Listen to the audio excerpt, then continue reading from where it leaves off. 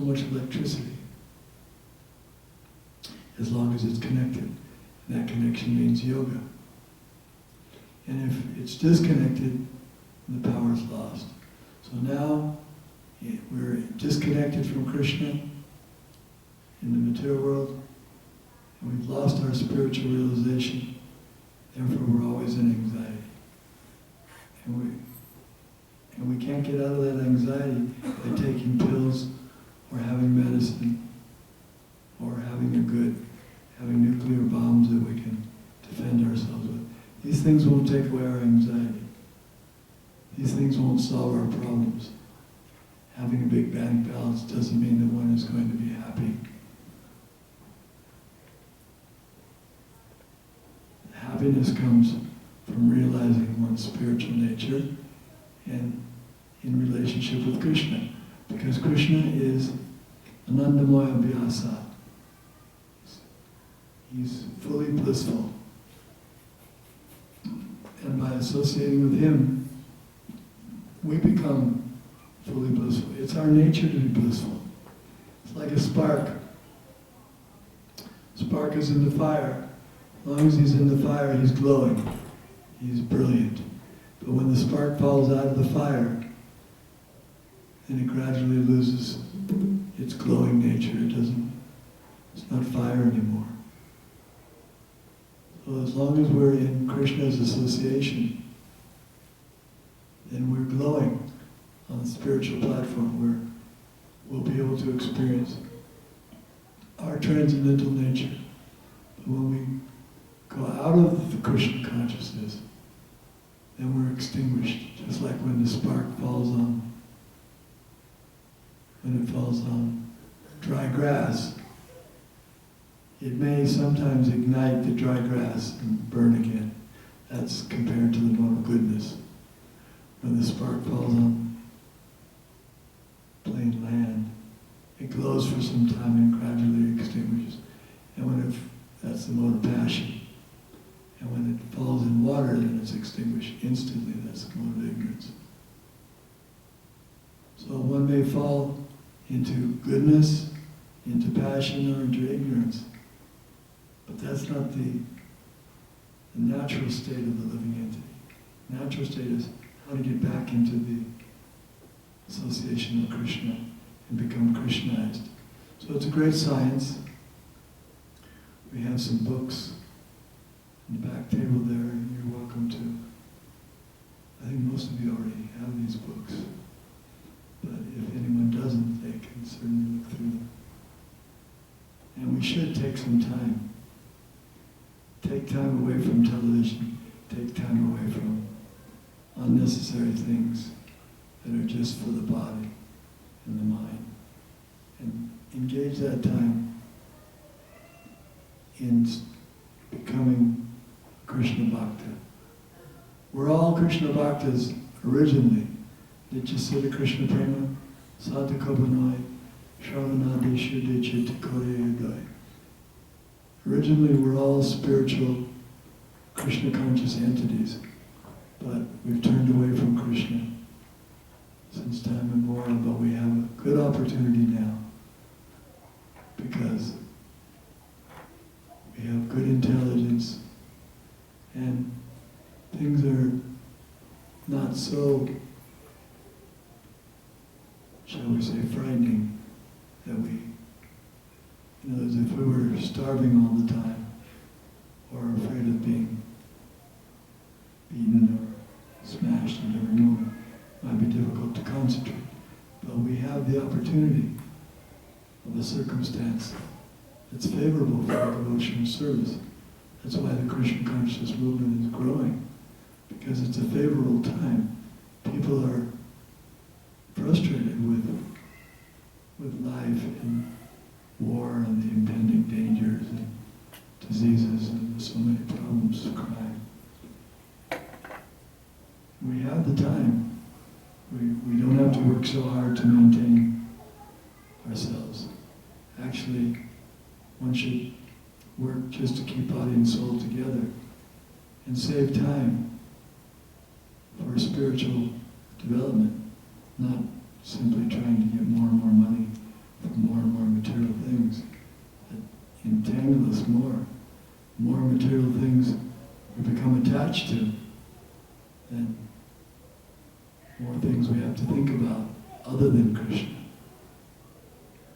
years. If we simplify, simple living and high thinking, simplify our lives so that I have time to think about Krishna or spiritual life, that's real intelligence. And we won't be neglected. Krishna won't let us be neglected. We see that the devotees, not just now, but always, Krishna takes care of his devotees. He takes care of all living entities. Snoham sarvabhuteshu ame dveshostinabhya yevajanti tamam bhakti amaite tesha chapi. Krishna says, I'm equal to all. I'm not partial to anyone. But whoever renders service unto me in devotion is a friend, is in me. I'm also a friend to him. So we've given a little introduction here to spiritual life. I thank you for your kind attention. If there's any questions, have another microphone? So if you have any questions, we'll try to answer. Any questions? It's time to ask. Thank you for the class, Guru Maharaj. You were speaking about how we have a very short life, let's say just 100 years maximum, Prabhupada says. So in the span of eternity it's very limited, but to our perception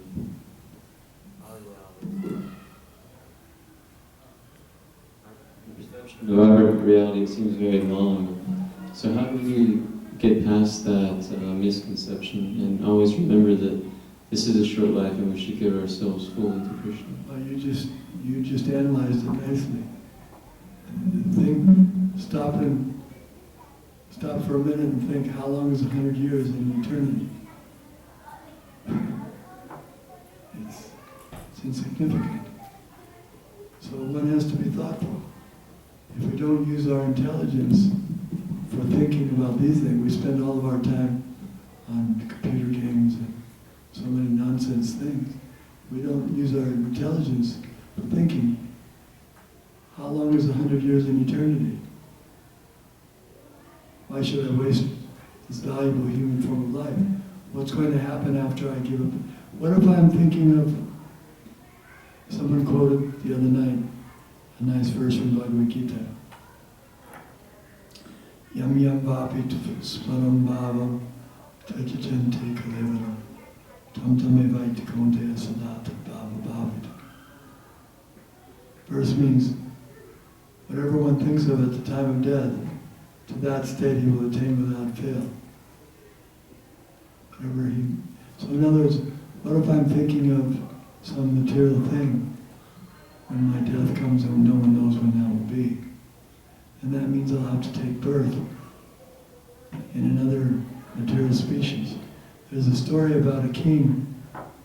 He was a pious king, and he retired from ruling because he wanted to take up spiritual life. And he was living in the forest and everything was going very nicely. But one day, while he was meditating and performing his spiritual duties, he heard a big roar, a lion's roar, and he looked in the river nearby. There was a mother deer, and she was pregnant. She was in the water. She was so frightened by the roar of the lion, she jumped into the water and started to try to swim away. But as she jumped in, the baby deer came out. And the mother died, but the baby deer was just floating slowly down the river. So the former king, he was compassionate, and he saw what happened. He said, this little deer doesn't have a mother now. How can I just let this deer float down the river? It'll die. So he took the deer, and he nourished it, he nursed it, he gave it food. And it became his companion, became his pet. And he was always thinking of the deer. And he forgot, gradually, he forgot about his spiritual duties. And he was always thinking about the deer. And one day when he was looking for the deer who was not around, he fell off a mountain and died thinking of the deer. In his next life he took the body of a deer. So that's how it works. Whatever we're thinking of at the time of giving up this body, that's the state of affairs, state of body we get in the next life. So it's dangerous business. You don't have to be old to understand this. A young person can understand it, but generally the young people are so enamored, so intoxicated by their youthful energy. Actually, when one is young, you can, like I see sometimes snowboarding, these people go and they do spins and things. It's incredible. An old person couldn't even imagine doing such a thing. But a young person, he's got youthful energy and passion, and he's got so many opportunities for sense gratification. And because he's been improperly educated, improperly taught that this is the goal of life, so he's completely bewildered.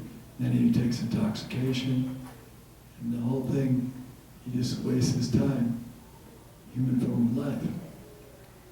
That's why the Vedas say, Komara Achare Pragyo Dharmam Bhagavatanya. Education begins at 5 years. One should understand about spiritual nature from 5 years. Don't wait till you're 85 to get in. Learn it when you're young, because when one learns it when he's young, then he knows. Your question is a good question. It seems like such a long time we have to live. We can put off spiritual life. Once there was a boy saint named Prahlad. He was 5 years old. His schoolmates were all sons of demons. But when the teachers weren't there, he would stand up and speak to his children friends, say, now is the time to take up Krishna consciousness while we're young. And they would say, oh Prahlad, we're young, let us play, we'll take up Krishna consciousness another day. He said, no, now while you're young, because otherwise you waste all your time sleeping. If you sleep 12 hours a day, that 50 years of your 100 years is lost, and playing with balls another 20 years, and trying to get money and enjoy women for another, and then at the end reminiscing about when you were young. Everything's gone. Where was spiritual life? Had the opportunity but didn't take it. That's considered to be the greatest loss. So one just has to have good association and be thoughtful. If someone's not thoughtful, then what can you do? You can't force them. Krishna doesn't force anybody to surrender to him or to serve him, but he gives them good opportunity and good knowledge, good logic, from every point of view, from science, from logic, from every angle. If you approach Krishna consciousness, sociologically, politically, scientifically, philosophically, it makes sense, it's perfect. You can examine it as minutely as you wish, and you'll find that it just becomes more and more convincing. And then if you try it, you practice, and you'll never, if you're honest and you're sincere, then you'll realize that this is the perfection. Thank you for that question. Any others?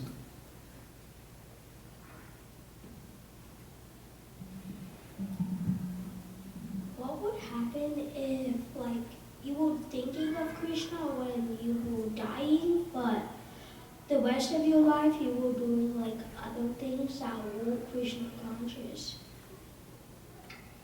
Good question. There's a story about a person named Ajamil.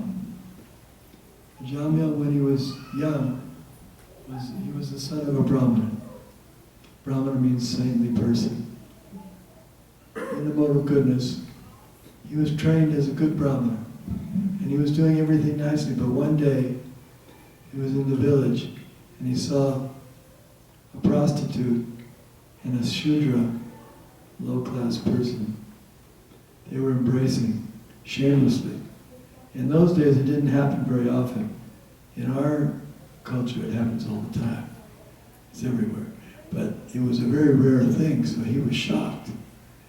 But the prostitute was looking at him, even though she was embracing the other one, she was looking at him and flirting. You know what flirting means? She was making eyes at him too. So the poor Ajamya, he became captivated by this woman, prostitute, and he gradually came back and made a relationship with her, and then he became engaged with the prostitute, and even though he was married, he took the prostitute into his house as a maidservant and gradually got rid of his wife. Anyway, the rest of his life became really downhill. By that association, he became a thief, he became a murderer, he became everything wrong you could do, he did. And when he was 88 years old, he was on his deathbed. And he was frightened, as everyone is frightened at death. So he had a young child, somehow or other. He had a young child. And he had named, because of his upbringing in the family of a Brahmin, perhaps Vaishnava, he had the upbringing that you should name your children the name of Krishna, so he named the name of God. He named his youngest son Narayan, which is a name for God. So he was afraid. He saw that some gruesome creatures were coming for him. And he was afraid that he could. Narayan was calling for his son. And they were the Yamadutas. The Yamadutas come at the time of death for us, a person who's sinful. And they take the soul away and they take him to Yamaraj for judgment. Yamaraj is the judge, superintendent of punishment. So they were ready because they knew about his life, that he had done so many sinful activities. So they were coming to get him at the last stage of his life, and he was afraid. And he called out Narayan for his son. But the real Narayan, Vishnu, heard him and sent his representatives, the Vishnu Dutas. So the Vishnu Dutas came and stopped the Yamadutas and said, "Stop! What are you doing?" He said, "We're taking this soul. This person has done so many sinful activities. It's not even, you can't even calculate how many sins he's done." And they said, "Well, who are you stopping us?" And there was a discussion between them. So the Vishnu Dutas explained that no, this person's not sinful because he chanted the name of the Lord at the time of death. Therefore, he's no longer eligible to be taken to Yamaraj. He has no more sins. It's all been wiped clean. That's the power of chanting holy names. So if you want to wait until you're just about dead, just about to leave the body, and then chant once, like a Jamya, you can do that. That's a little risky because we don't know when we're going to die. Better to start chanting now and become accustomed to chanting. Then it'll be easy to think of Krishna at the time of death. Ante Narayana Smriti. But even in the extreme case where one doesn't do anything pious throughout his whole life, all sinful activities, And still at the last stage he chants the name of the Lord. Still he's purified, he goes back to God. So that's how powerful it is. Thank you for that question.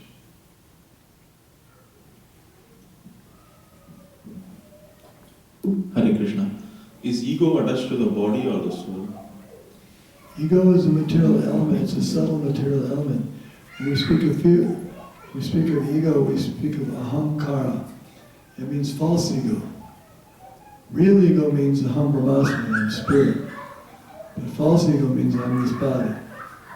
So that is a subtle energy that we have, everyone has, when they get a body. For example, the ego. A dog, he also has a false ego. What is his false ego? What is his ahamkara? Who can say? What does a dog think he is? A dog, exactly. No, he thinks he's a dog. That's his ahamkara. But is he a dog? No, he's not a dog, he's spirit soul. But he thinks he's a dog, therefore he barks and bites and acts just like a dog. So similarly, we have a false ego. When we get this body, we think, I'm a human, I'm a baby, I'm a man, I'm Indian, I'm American, I'm young, I'm old. This is all false ego. It's a material energy. And it needs to be transcended, just like we have to transcend the demands of the mind or the demands of the senses. The tongue wants to eat something. But transcendentalists will say, you can't just eat what you want to eat, you have to eat what's offered to Krishna. Because Krishna says, you eat what I have left for you. Prasadam. Similarly, when the false ego says, I'm Indian, but Krishna says, you're not Indian. You're not male. You're not female. You're eternal spirit soul. Jivara Surabhoi Nityara Krishna Das. You're eternal spirit soul, servant of Krishna. That's your position. That's your identity. That's real ego. Thank you.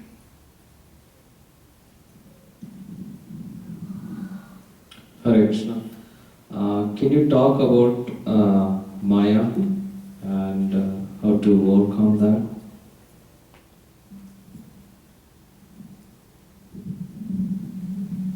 Maya means the illusory energy. Her job is to keep the living entities in the material world bound up. She's like a prison warden. A prison warden, what is his job? He's a government worker. He's a good man. He's an honorable person. But for the criminals, he seems like a horrible person because he's always putting them in the cell and forcing them to do work. So Durga means difficult to get out. She's in charge. She's Maya. Maya is Durga. She keeps the living entities imprisoned and she keeps them bewildered. That's her job. It's a thankless task. She's embarrassed by doing it, but she has to do it. It's like a warden. You may sometimes feel bad. Oh, today I had to put two very nice young men, 22 years old, I had to put them in prison for 40 years because of the crimes they did. He tells his wife, and he feels bad, but he has to do it. It's his duty.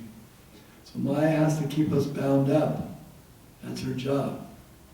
But when the living entities surrender to Krishna, there's a nice verse, Krishna says it. Tavi yeshu gunamayi mama maya duratya mameva ye prapadyante mayamaitam tarantate. This material energy, Maya, Daivi Maya, is very difficult to overcome. In other words, it's very difficult to get out of this prison. But one who surrenders unto Krishna, Mayamaitam tarantate, I easily take them across, take them out. It's easy to get out. So that surrender to Krishna is what saves us from Maya. Otherwise, you can't get free from Maya by yourself. You can, those young boys, those 22-year-olds, they can try to saw their way out and then jump over the fence, but the electric fences, the dogs, and the machine guns, and they won't get out. It's too difficult. But if they surrender and become good citizens, become reformed, then Krishna says very easily, surrender to me, you'll conquer over Maya easily. So Maya is unconquerable unless we surrender. There's no other way. Not by philosophical speculation, not by hard work, not by money, not by lifting weights. These things will not help us get out of Maya's control. We have to surrender to Krishna.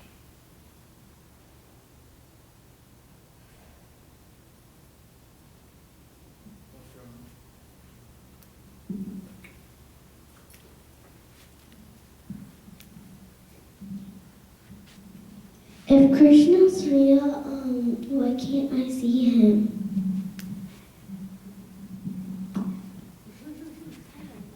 Have you ever been to a Hare Krishna temple? With deities there of Krishna? That deity is also Krishna. Krishna appears in his form. Krishna and his form are not different. When you chant Hare Krishna, Krishna's there in his name. And Krishna reveals himself to those who have love for him. Nam prakasha sarvasya yogamaya samavrita buddho yam navijanati lokamama javavya. He reveals himself according to the degree of surrender. Just like, for example, have you ever heard of the Queen of England? England's a country in Europe, and there's a queen. So I'm telling you there's a queen, and you could say, if the Queen of England is real, why can't I see her? You could say that. But she's real. She exists. You may not know of her. You may not have seen her. But if you go to Buckingham Palace in London, and if you have someone who is very close to the Queen or very trusted, they can bring you and introduce you to the Queen, and you'll see she really exists. Similarly, when you take a spiritual master and you follow his instructions and you become a devotee of Krishna, and he'll take you to Krishna and introduce you to Krishna, and you'll be able to see him. But even if you don't see him face to face like that, you can see him in his deity form, because Krishna is not different than his form. Or in his name, you can chant Hare Krishna. Have you chanted Hare Krishna before? When you chant Hare Krishna, do you feel something nice? That's Krishna. Krishna and his name are the same. That's a nice question, though. But Krishna will reveal himself as you surrender. It's like there's a story about a young boy who's 5 years old, and he was a son of a king. I'll make the story a little short, but give you the idea. And he was sitting on his father's lap one day, and his stepmother, because the king had more than one wife, stepmother told him, "You can't sit on the king's lap because you're not from my womb, you're not my son." So the little boy was so upset, he went to his mother, his own mother, and cried and said, "I wasn't allowed to sit on my father's lap. I want to get a kingdom bigger than my father's. How can I do it?" And the mother, she said, "Well, I don't know, maybe if Krishna helps you."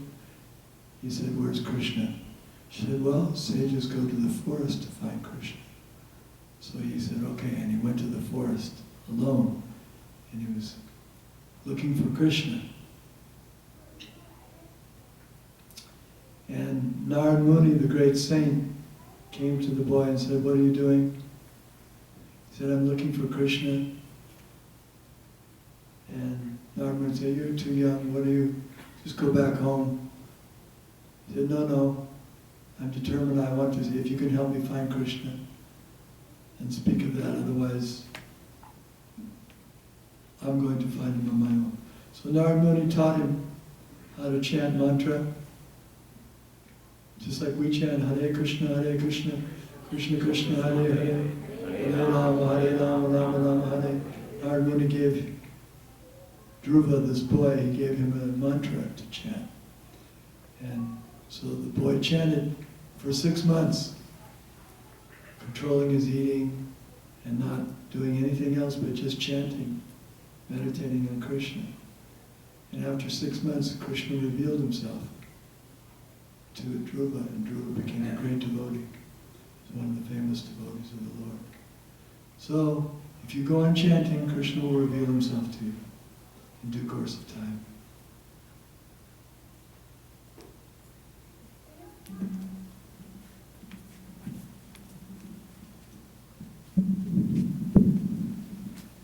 Namaste Swamiji. I think you put it in a nice way that human form of life is a time to review. But how would you explain like kids dying and some kind of untimely deaths like that that's happening around the world, especially in war zones and stuff like that? Yeah, it's karma. According to our past activities, we get a body, and the body has a certain longevity it's called, what do they call it? Planned obsolescence. In industry, we know about that. They build cars to last for 200,000 miles, and then you have to buy another one. So these bodies, their obsolescence is based on how much air they have. Everyone is destined to live as long as their number of breaths. It's like when you go scuba diving, you get a tank. The tank lasts 1 hour of breathing. And if you get 2 tanks, you have 2 hours. 4 tanks, 4 hours. But when those tanks are exhausted, you have no more breath and you have to come out. So we're given bodies, and the duration of life is already predestined. It's planned obsolescence. In other words, you can't say, I'm going to go with my tanks underwater and I'm going to stay down there for 8 hours. You can't stay for 8 hours. If your tanks are only for 2 hours, that's all you have. Then you have to come out. So we have these bodies. Someone's destined to live 100 years, someone's destined to live 80 years, someone's destined to live 5 years. According to our past activities, we get, and some, they don't even get out of the womb. Those who have performed activities of aborting children in the past, they become aborted in their next life, and maybe many lives. They may never see the light of day because of their past activities. So therefore it's very important what we do in this life to determine what happens in the next life.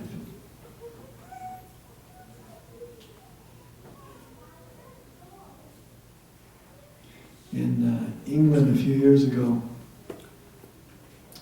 one of the famous football players died while he was in his prime of life. He was a famous football player, and the whole country was lamenting. He was such a popular football player. And everyone was lamenting what happened, why did it happen, how did it happen, such a nice person. And one newspaper interviewed the coach of the team. They said, why do you think this happened? He said, it's karma, his past activities. And when he said that, the whole nation became furious. He became angry. They fired him from his job. They criticized him because he said something unpopular. But he said the truth. He knew the truth. So it may not be popular to say it's because the child has performed sinful activities in previous life. People don't like to hear that, but it's true.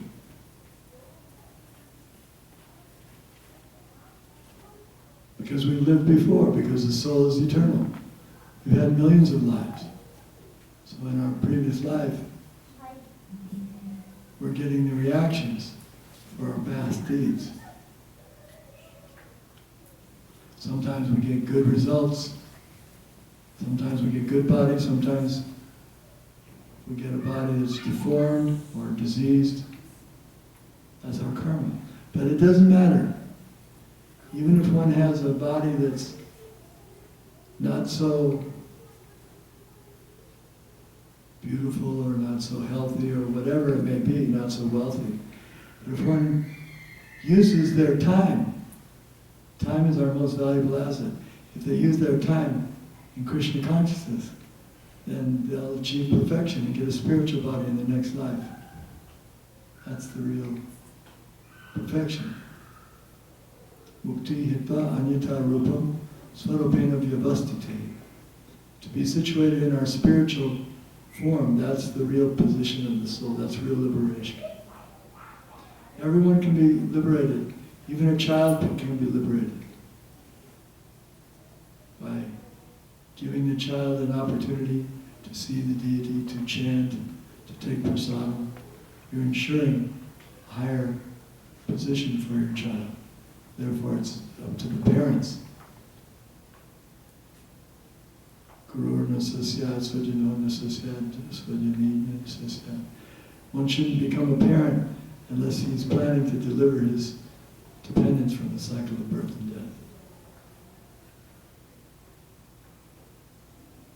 Thank you.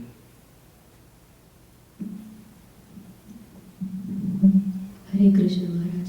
So there is this constant entanglement to things, attachment to people, and how do we work on that? There is an attachment to things that we think is most important, and there is this constant fear of letting go, and constant fear of death, and mind keeps tricking, and Maya comes over, and there is this. It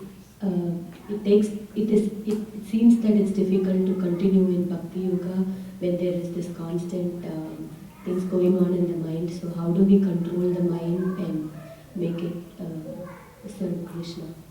Association. Satsanga. Sangha. Sadhu Sangha, Sadhu Sangha, Sarva Shastrikaya.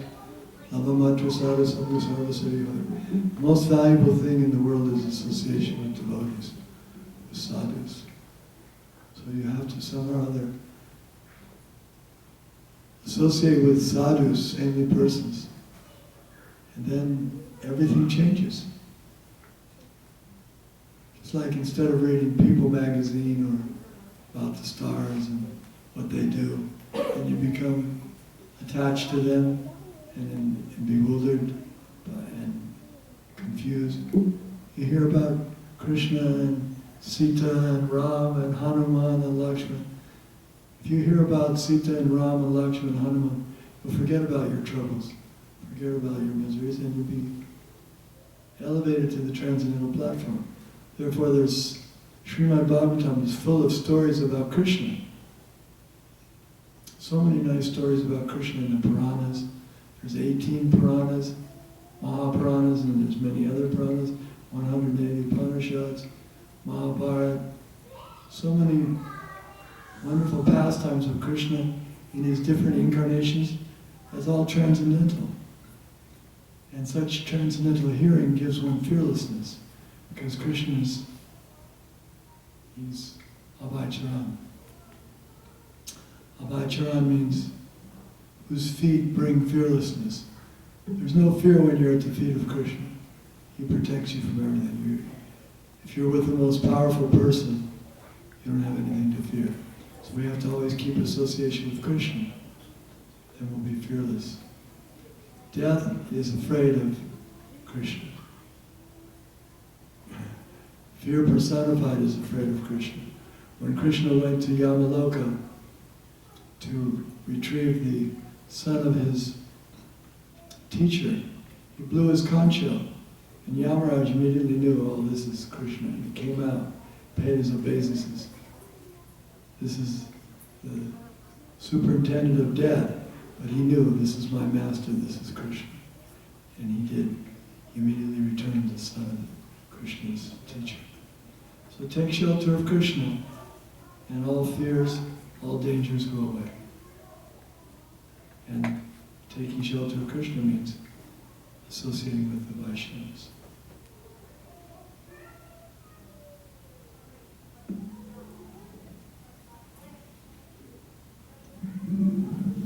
Hare Krishna Maharaj, if Krishna is impartial to everybody, why he had to be partial to Pandavas? Krishna had been to Hastinapur and he asked, and Duryodhana asked Lord Krishna that since the enmity is only between us and Pandavas, why do you interfere? Why don't you stay away from this and we will fight it out? Duryodhana and Arjuna went to Krishna before the battle of Kurukshetra at the same time. And they were both planning to ask Krishna to help them in the battle, because that's the way it worked. That the kings, if they were asked by one side, they would accept, because they love to fight. The kings love to